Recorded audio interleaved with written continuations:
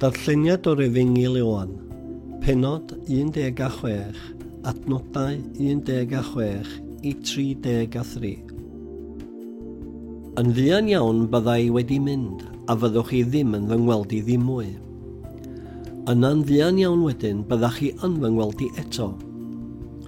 Dyma'i ddisgyblion yn gofyn wrth ei gilydd, beth mae'n olygu wrth ddweud yn fuan iawn byddai wedi mynd, a fyddwch chi ddim yn fy ngweld i ddim mwy. Yna'n fuan iawn wedi hynny byddwch chi yn fy ngweld i eto. A beth mae am fy mod i'n mynd at y tad yn ei olygu? Beth ydy'r ystyr yn fuan iawn? Dyn ni ddim yn deall. Roedd Iesu'n gwybod eu bod nhw eisiau gofyn iddo am hyn.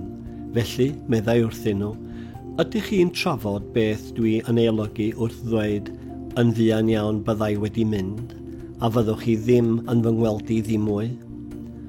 Yna'n fuan iawn wedyn, byddwch chi yn fy ngweld i eto. Credwch chi fi, byddwch chi'n galaru ac yn crio tra bydd y byd yn dathlu.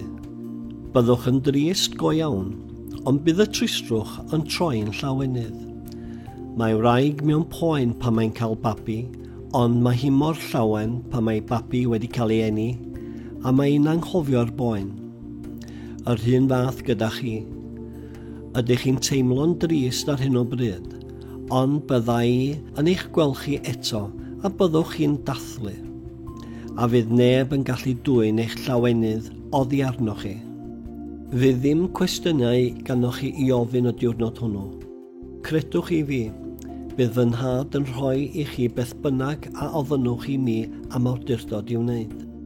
Dych chi ddim wedi gofyn am awdurdod i wneud dim hyd yn hyn. Gofynnwch a byddwch yn derbyn. Byddwch chi'n wirioneddol hapus. Dwi wedi bod yn defnyddio darluniau wrth siarad â chi hyd yn hyn, ond mae'r amser yn dod pan fydd ddim angen gwneud hynny. Byddai'n gallu siarad yn blaen gyda chi am fy nhad.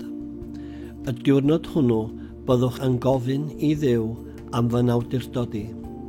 Dim fi fydd yn gofyn i'r tad ar eich rhan chi.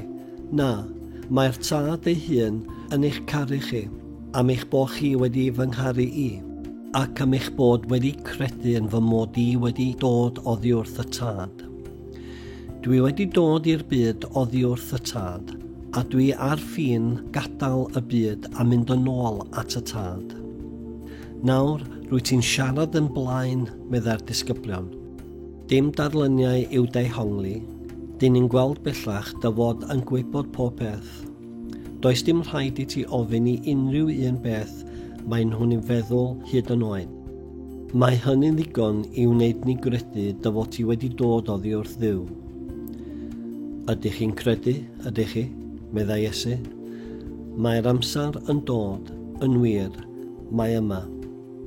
Pan fyddwch chi yn mynd â chwal, bydd pob un ohonoch chi'n mynd adre, a byddwch chi yn fy ngadael i ar fy mhen fy hun.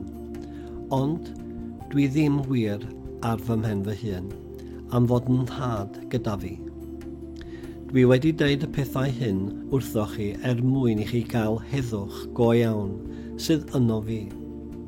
Dim ond trafferthion gewch chi yn y byd hwn, ond codwch eich calonnau. Dwi wedi concro'r byd.